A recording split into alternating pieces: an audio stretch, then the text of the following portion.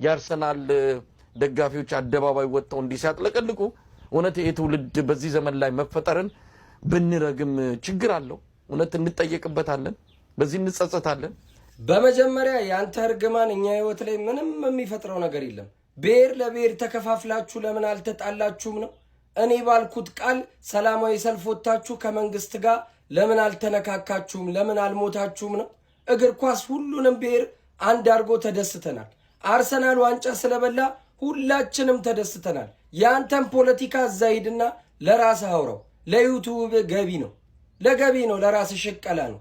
እኛ ግን አርሰናል በውስጣችን አለ፣ እንወደዋለን። ዋንጫም ስለበላ ተደስተናል ከልባችን ማለት ነው።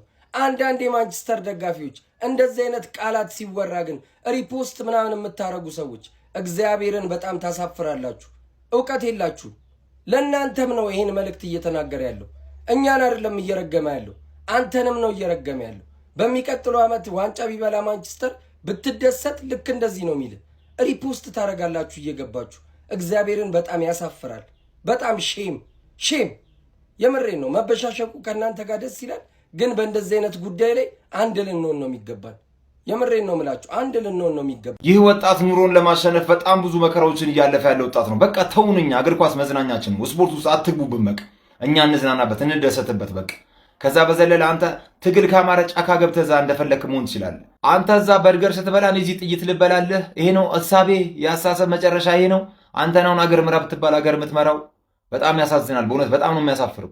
መላው የእግር ኳስ ቤተሰብ ከምን ጊዜውም በላይ ኮፒ ሊንካችሁ ያስፈልገኛል። ቪዲዮ ረዘም ሊል ስለሚችል በደንብ አድርጋችሁ ኮፒ ሊንክ እያደረጋችሁ አድምጡኝ።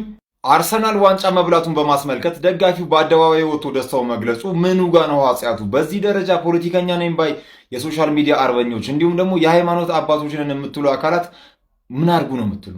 እግር ኳስ የስፖርቶች ሁሉ ትልቁ ስፖርት ነው። የሰው ልጅ በዘር፣ በሃይማኖት፣ በቋንቋ፣ በጾታ ድሃ፣ ሀብታም፣ ህፃን፣ ሽማግሌ፣ ወታደር፣ አርሶ አደር፣ ዶክተር፣ ኢንጂነር ሳይል ሁሉን በአንድ ላይ አስተቃቅፎ የሚይዝ ስፖርት ነው። ዛሬ የማታውቀውን ሰው አብረህ ኳስ ካየ በደስታ ተቃቅፈህ ልትጨፍር ትችላለህ።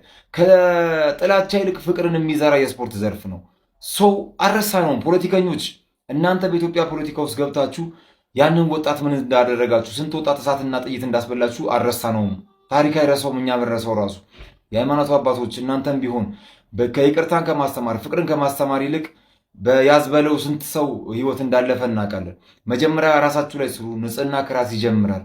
የምሬን ነው የምነግራችሁ። በጣም ትልቅ ሰዎች ናችሁ። በእድሜ ትበልጡናላችሁ። ፍቅርን አስተምሩን፣ አንድነትን አስተምሩን፣ የሀገር ፍቅር ሊኖርን አስተምሩን። ይህ ወጣት ምን ያደርግ? ይህ ወጣት ማለት እኮ ሀገሩን የሚወድ ምናልባትም የሀገር ዳር ድንበር ቢጣስ እኮ ዘሎ የሚሄደው ወጣቱ ነው እንጂ እናንተ አይደላችሁም እኮ ከዛ ከባዕድ ሀገር መታችሁ የምትሄዱ። በእናንተ የወረዳ አስተሳሰብና ሜንታሊቲ የተከፋፈለው ወጣት ነው በእግር ኳስ አንድ ይሆን። ይህን ስናገር እንዳይከፋችሁ። በጣም ታሳፍራላችሁ። በእውነት እንዳጠቃላይ በጣም ነው የምታሳፍሩት።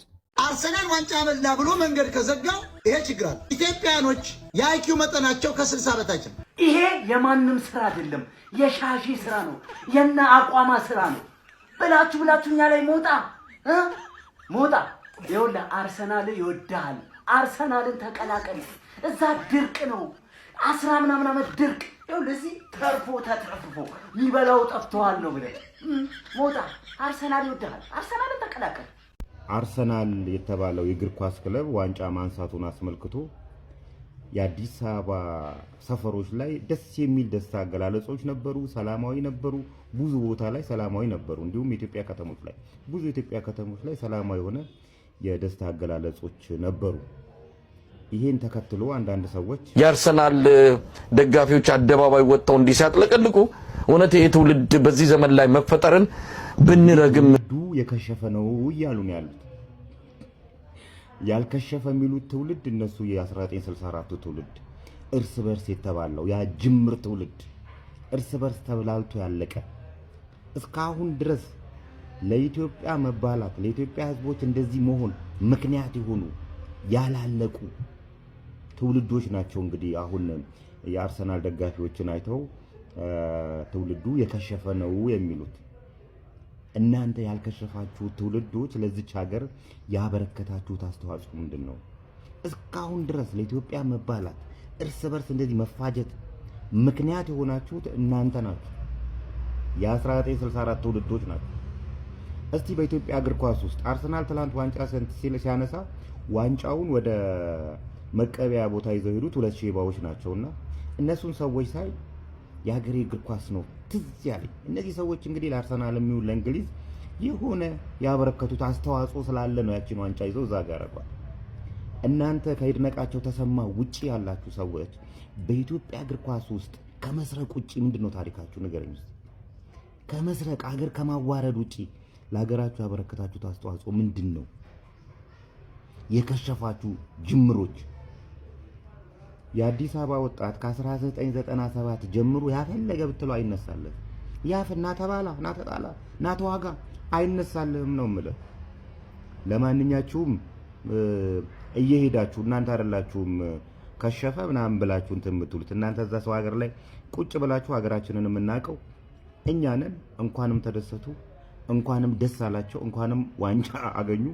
እናንተ ግን እየሄዳችሁ ከእግር ኳስ ክለብነት በላይ የስሜት የትዕግስት የተስፋና የመንፈሳዊ ጽናት ምልክት ሆኖ የቆየ ክለብ ነው። በተለይም በኢትዮጵያ አርሰናል የሚደገፈው ከስፖርት ፍቅር ብቻ የተነሳ አይደለም። ብዙዎች ከራሳቸው ሕይወት ጋር የሚያቆራኙት የትዕግስት ጥግ በክለብ ውስጥ ያያሉ። ይህም ጽናታቸውን ያበረተዋል። በሀገራችን ውስጥ ከባለስልጣን እስከ ተማሪ፣ ከዶክተር እስከ ኢንጂነር፣ ከአርቲስት ከነጋዴ በኢትዮጵያ ውስጥ አርሰናል የማይደርስበት የማህበረሰብ ክፍል ለማግኘት አስቸጋሪ ነው። ይህ ድጋፍ ግን በቀላሉ የተገነባ አይደለም። የአርሰናል ደጋፊ ብዙ ዓመታት ያለ ዋንጫ ኑረዋል። ብዙ ጊዜ በቁጭት እሳት ነደዋል። ብዙ ጊዜ ዘንድሮ ይሆናል ብለው እየጠበቁ ሳይሆን ቀርተዋል። ሰው የሚፈልገውን ውጤት ለረጅም ጊዜ ሲጠብቅ ውስጡ የሚፈጠረው የጽናት ኃይል ከፍ ይላል። የአርሰናል ደጋፊም እንዲህ ነው። በረጅም የዋንጫ ጦት ውስጥ ስሜቱ ተፈትኗል፣ ነገር ግን አልተሰበረም። አንድ ሰው ብዙ ጊዜ ሲሸነፍ 2 መንገዶች አሉት። ወይ ተስፋ ይቆርጣል ወይም በውስጡ የተደበቀውን ኃይል ያገኛል። የአርሰናል ደጋፊ ሁለተኛውን መንገድ መርጠዋል። የተሸከመው ስቃይ በአእምሮ ውስጥ የመነቃቃት እሳት ጭሯል። በሳይኮሎጂ ኮሌክቲቭ ኢሞሽን ሪሊዝ የሚባል አንድ ሀሳብ አለ። ሰዎች ለረጅም ጊዜ የታፈነ ስሜት ካላቸው አንድ ቀን በአንድ ክስተት ተነስተው በጋራ የሚፈነዳበት ጊዜ አለ። ለአርሰናል ደጋፊዎች ያ ቀን ነው የሆነላቸው። በኢትዮጵያ ውስጥ አርሰናል የሚደገፈው በብዛት ብቻ አይደለም፣ ጥልቅ በሆነ ስሜት ጭምር እንጂ። ብዙ ሰዎች ክለቡን የሚያዩት እንደ ራሳቸው ሕይወት ነው። የተስፋ ጉዞ፣ የመውደቅና የመነሳት ታሪክ፣ የረጅም ጊዜ ጥበቃና የመጨረሻ የድል ምስል ያደርጉታል። ስለዚህ አርሰናል ዋንጫ ማንሳቱ ለብዙ ደጋፊዎች ያ የክለብ ድል ብቻ አይሆንም። ለረጅም ጊዜ አንገቱን የደፋ ሰው አንድ ቀን ይነሳል የሚል የውስጥ አዋጅ ይሆናል እንጂ።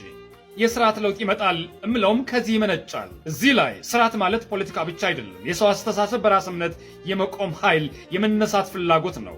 ብዙ ዓመት ራሱን ዝቅ አድርጎ የኖረ ደጋፊ አንድ ቀን ቀና ብሎ ሲራመድ ያ ለውጥ ከኳስ ሜዳ ውጭ ይታያል። ሰዎች በድል የሚያገኙት ስሜት በራሳቸው ሕይወት ላይ ተጽዕኖ ያሳድራል። የተሸነፈ አእምሮ ሲያሸንፍ የተደበቀ ኃይል ይወጣል። ያ የተደበቀ ኃይል ደግሞ የስርዓት ለውጥ ያመጣል። ስለዚህ የአርሰናል ዋንጫ ማንሳት በኢትዮጵያ ያለው ደጋፊ ስሜት በቀላሉ የሚገለጽ አይሆንም። የተዳፈነ እሳት እንደ መጫር ነው። የተኛ ልብ እንደ መቀስቀስ ነው። ያ የደስታ ፍንዳታ በዓመታት የተጨመቀ ስሜት ነው። ግስት የቆየ ልብ ሲፈነዳ የሚያሳየው ደስታ የተለየ ነው። የአርሰናል ደጋፊ እንዲህ ነው። የረጅም ጊዜ ጨለማ በአንድ ብርሃን ሲቀየር የሚፈጥረው ስሜት በቃላት ብቻ አይገለጽም። ብዙ ዓመታት ዝቅ ብሎ የኖረ ስሜት አንድ ቀን ቀና ሲል ከእውነት ውጭ የሚመክተው አይኖርም። በሽንፈት ውስጥ የተቀበረ ተስፋ አንድ ቀን ድል ሆኖ ይነሳል። ታገሰ ልብ ሲሸልም የሚፈጥረው ጩኸት ከስታዲየም በላይ ይሰማል። ያኔ አርሰናል ዋንጫ አንስቷል ብቻ ብለን አንናገርም። የታፈነ ስሜት ነፃ ወጥቷል እንላለን። በጩኸት እንገልጻለን። ጩኸቱ ሐሳብ ይወልዳል። ሐሳቡ ስርዓት ይቀይራል። የአርሰናል ደጋፊዎች መንቃት በኢትዮጵያ ውስጥ የስርዓት ለውጥ ያመጣል ማለትም ለዚህ ነው።